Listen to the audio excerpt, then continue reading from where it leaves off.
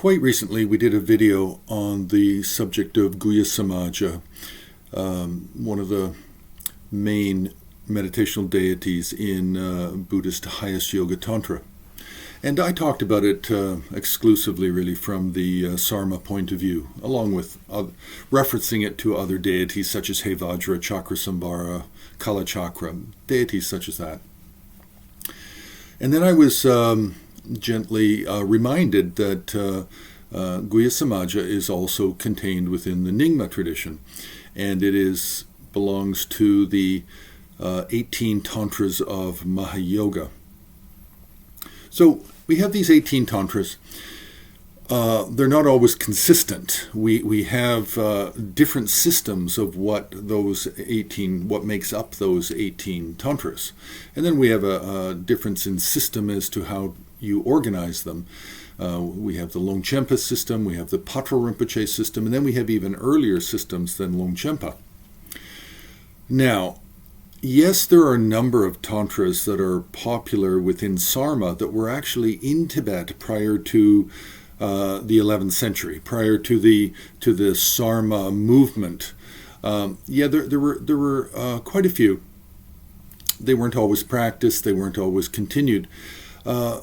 But when it comes to art, we have a difficulty when it comes to trying to talk about Guhyasamaja within a Nyingma context, because we just don't have the art. We just can't find it. What I did was I spent some time and did a bit of a survey, and I came up with two images that we can say are Nyingma forms of Guhyasamaja, but neither of them follow the iconographic forms that are described in the Guhyasamaja Tantra. Now, when we talk about the Guhyasamaja here, we're talking about the Akshobhya Vajra form. We're not talking about the Manju Vajra form of Guhyasamaja. So, what I have come up with are two, one painting and one sakali. I've not found any sculpture.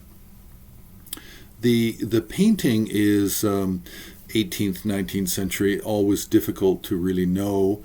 It's possibly early 20th century.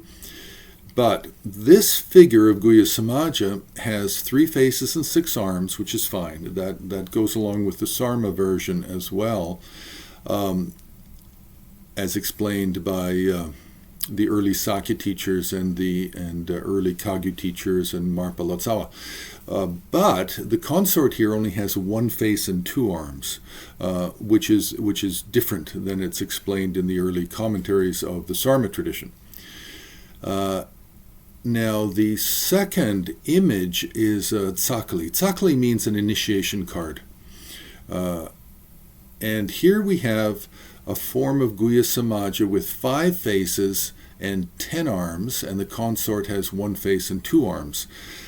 Now, this one is very clearly a terma because it belongs, the initiation card comes out of the Rinchen Terzo. So that's definitely a later terma form of Guhyasamaja.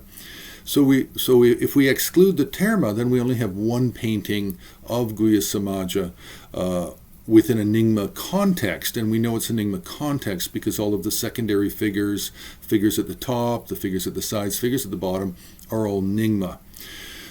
We also know that there are various teachers in the last hundreds of years who have written texts where the words Guhyasamaja or Salwandupa are mentioned in the title. Now, no, I've not read any of these texts.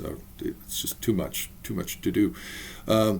So we do know that there are Nyingma teachers who have written about Guhyasamaja, but we don't know whether or not it's writing about it from a Nyingma point of view or possibly writing about it from a Sarma point of view.